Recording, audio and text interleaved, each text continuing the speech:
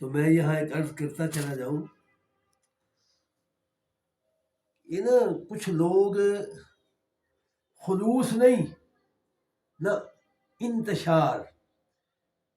فریق مخالف کو زچ کرنے کے لیے، ان کو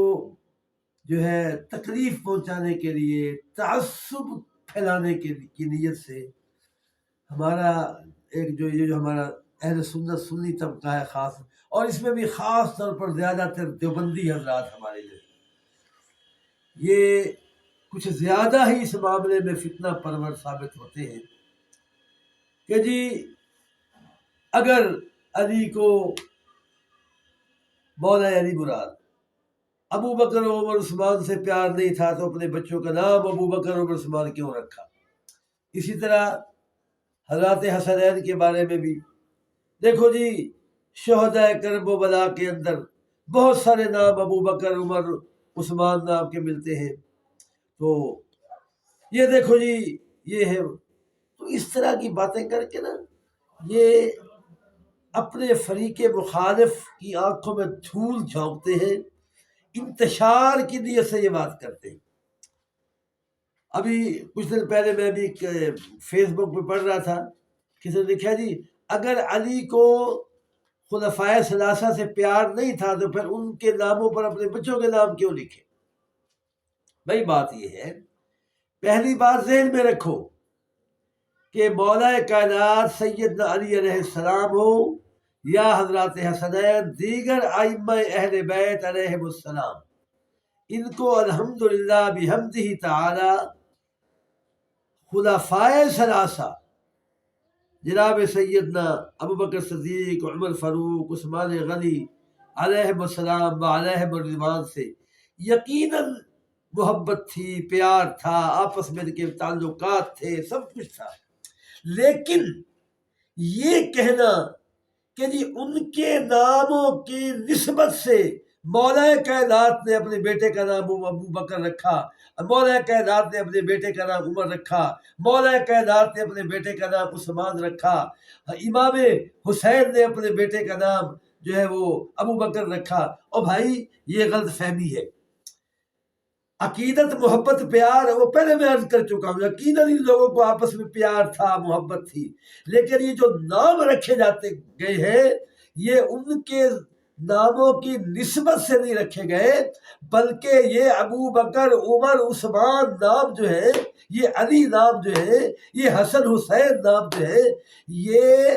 عرب معاشرے کا ایک حصہ ہے۔ عرب معاشرے میں یہ نام رکھے جاتے ہیں دلیل کے طور پر۔ اگر میں یہ بات کروں، میرے پاس 20 تاریخ کی کتابیں ہیں، زمانہ جاہلیت کے اندر حضور صلی اللہ علیہ وسلم کی ولادت و بعثت سے 150-200 سال پہلے بھی عرب معاشرے کے اندر ابو بکر نام کے لوگ بھی ملتے ہیں، عثمان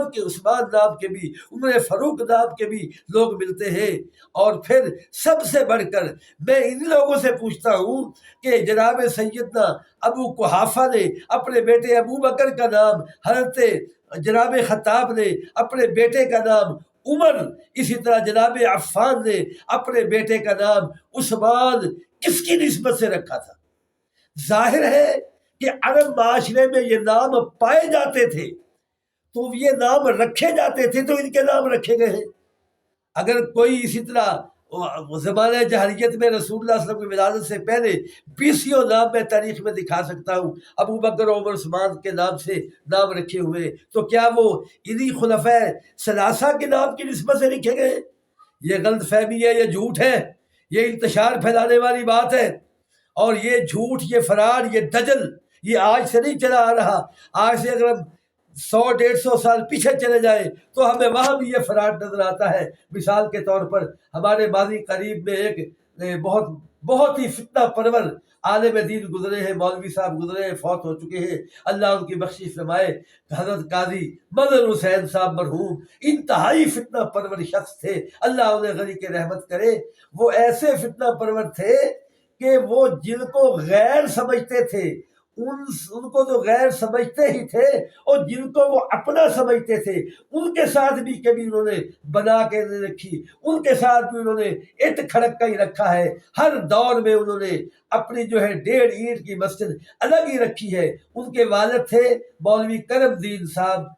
دبیر بھی والے مشہور تھے، ان کی ایک کتاب ہے آفتاب ہدایت، تقریباً 150 سال پہلے کی کتاب ہے، اس میں بھی انہوں نے اسی دجل سے کام لیا ہے کہ لو دیکھو جی